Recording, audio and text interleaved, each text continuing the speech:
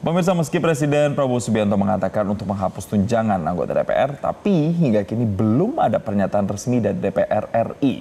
Jadi untuk membahasnya pagi ini, pemirsa, sudah tersambung bersama kami melalui sambungan Zoom ada pakar komunikasi politik Henry Satrio. Mas Hensat, selamat pagi. Mas Hensat masih di mute sepertinya. Selamat pagi. Oke, selamat pagi Mas Hensat. Di jalan itu tadi suaranya. Mas Hensat, jadi kemarin kita lihat, kita simak bersama-sama ya, kalau Presiden Prabowo Subianto kan sudah menyampaikan nih pernyataannya resmi. Nah, itu pernyataan soal tunjangan yang ditiadakan, hanya tunjangan ya yang disebut. Kemudian ada satu lagi, itu soal kunjungan kerja ke luar negeri yang ditiadakan juga. Menurut Anda, bagaimana seharusnya DPR RI menyampaikan kembali hal ini kepada masyarakat atau mengambil aksi dalam bentuk kebijakan, menerjemahkan apa yang disampaikan oleh Presiden? Ada dua pejabat ya yang harusnya menjelaskan ini kembali sebagai tindak lanjut dari apa yang disampaikan oleh Presiden Prabowo. Yang pertama adalah DPR ya, Ketua DPR Puan Maharani atau siapapun nanti yang mewakili. Kemudian yang kedua adalah Menteri Keuangan. Jadi Ketua DPR memastikan bahwa itu sudah dihapus dan kemudian juga Menteri Keuangan juga sudah memastikan bahwa yang disampaikan oleh Presiden Prabowo itu memang sudah tidak ada lagi dalam anggaran negara, gitu ya. Tapi perlu diingat juga bahwa tentang tunjangan ini adalah salah satu bagian saja dari apa yang disuarakan oleh aksi massa beberapa hari lalu. Sebetulnya inti poinnya adalah tentang sila kelima Pancasila, keadilan sosial bagi seluruh rakyat Indonesia. Jadi yang digaungkan oleh mereka itu adalah sebetulnya jeritan perut mereka saat ini gitu ya, pada saat lapangan pekerjaan juga tidak terlalu banyak, kemudian banyak yang kena PHK, kemudian harga-harga barang yang juga naik ya secara perlahan tapi pasti.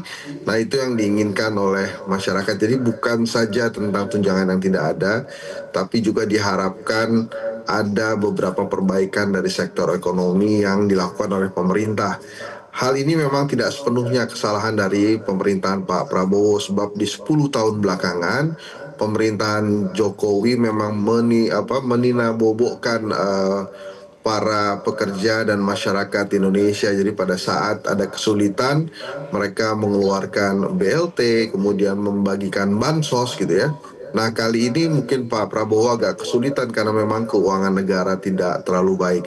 Nah, pada saat keuangan negara tidak terlalu baik, biasanya pemerintah melakukan dua hal saja yang bisa dilakukan. Yang pertama adalah hutang, yang kedua adalah pungutan. Pungutan ini dalam arti pajak dan lain-lain ya.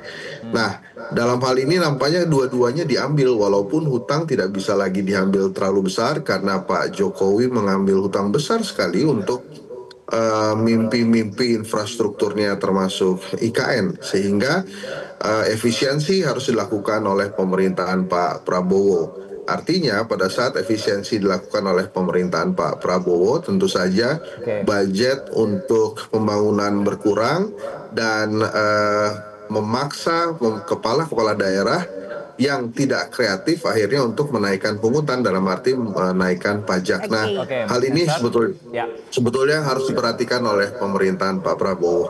Itu teknisnya, itu implementasinya. Tapi kan situasi kita lihat belakangan ini panas. Yang dikhawatirkan juga nanti kemudian terjadi eskalasi lagi, aksi-aksi yang kemarin berujung ricuh.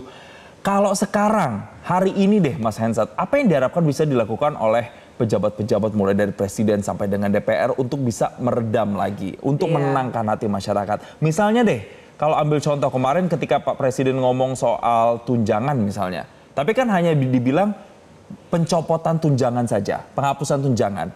Perlu nggak misalnya kira-kira spesifik, oke tunjangan 50 juta DPR yang kemarin rame itu dicabut. Perlu nggak sampai sespesifik itu, Mas?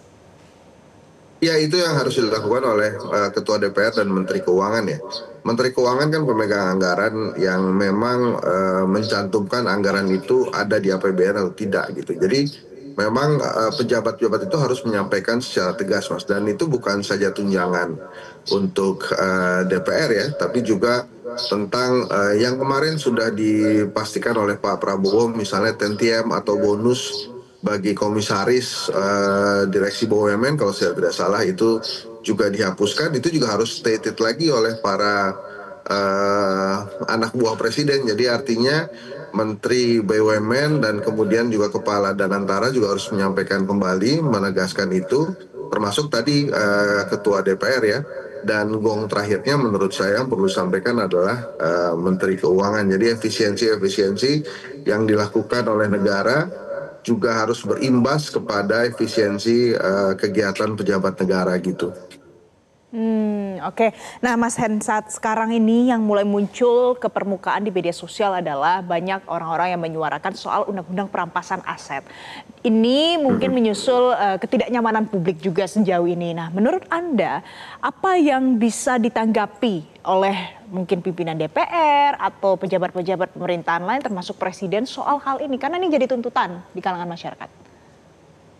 Iya, undang-undang perampasan aset dianggap sebagai sebuah hukuman yang paling jitu ya bagi para koruptor dan kemudian para pejabat yang mengambil bukan haknya. Karena misalnya ada gaji yang hanya 10 juta tapi punya kekayaan 1000 kali lipat dari 10 juta, kan tentu saja itu perlu ada penelusuran dari mana saja uang itu didapat. Harusnya memang anggota dewan, ketua DPR, partai politik terutama bisa memenuhi apa yang dituntut oleh masyarakat. Saya memahami tentu saja nanti diperlukan perangkat hukum dan perangkat sistematis yang kuat bila undang-undang perampasan aset itu disahkan. Tapi memang prosesnya harus secara transparan disampaikan ke publik. Jadi akan sangat baik bila nanti ada sidang-sidang atau hingga paripurna nanti menyampaikan proses pembuatan undang-undang perampasan aset. Nah, karena ini salah satu hal yang diinginkan oleh masyarakat, akan sangat baik bila proses pembuatan undang-undang ini juga dilakukan secara transparan. Jadi artinya kita bisa lihat nih pemirsa Metro TV di seluruh Indonesia bisa menonton, menyaksikan proses pembuatan undang-undang atau pengesahan undang-undang perampasan aset nantinya. Oke, nih berbicara soal mengundang partisipasi publik pada saat konferensi pers Presiden dengan Menteri dan juga DPR MPR waktu itu kan dibilang juga DPR nanti dipersilakan untuk mengundang, membuka ruang diskusi. Ketika kita kaitkan dengan isu pembahasan RUU perampasan aset ini, berarti perlu nggak DPR untuk misalnya mengundang perwakilan mahasiswa, mengundang perwakilan ormas, mengundang perwakilan masyarakat, Mas? Mengundang perwakilan itu satu hal, tapi yang paling penting adalah itu disiarkan secara terbuka. Karena misalnya mengundang mahasiswa, nanti mahasiswa lain bisa bilang mahasiswa yang mana mereka gitu kan, atau mengundang guru besar dari universitas mana, atau tokoh masyarakat yang mana. Tapi kalau kemudian disampaikan atau dipublikasikan secara terbuka gitu ya, live streaming gitu misalnya, nah itu akan sangat baik buat masyarakat. Nah ini kan pemerintah ada satu pelajaran lagi nih dengan kejadian kemarin itu. Jadi saatnya pemerintah juga kembali mengajak media massa nasional, media prominent ya, untuk bersama-sama menjaga demokrasi lagi. Selama ini kan TV, radio, koran ya atau media online lainnya seperti ditinggalkan karena pemerintah sibuk bermain dan bekerja sama dengan para influencer. Nah begitu kejadian kemarin amuk massa terjadi, kan yang diminta tolong oleh pemerintah adalah media massa prominent lagi, Metro TV misalnya, tolong dong diadamkan gitu, tolong dong diberikan pesan-pesan yang menyejukkan gitu. Nah sementara influencer-influencer yang mendapatkan fasilitas luar biasa sekali pada saat zaman Pak Jokowi, mungkin juga zaman Pak Prabowo, bahkan sampai diajak ke IKN kemarin kan nggak ada juga yang bersuara, nggak berani menyampaikan hal-hal yang menurut masyarakat harusnya bisa menyejukkan. Seingat saya tidak satupun geng IKN kemarin bicara pada saat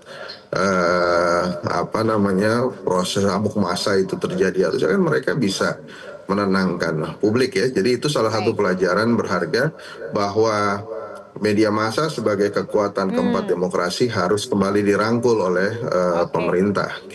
Baik, jadi intinya apa yang Mas Henry Satrio sampaikan pemirsa adalah untuk memiliki demokrasi yang jauh lebih baik, belajar dari yang sudah terjadi beberapa hari terakhir. Mas Hensa, terima kasih pakar komunikasi politik Sama-sama, terima kasih kami, banyak. memberikan perspektif baru untuk pemirsa Metro TV.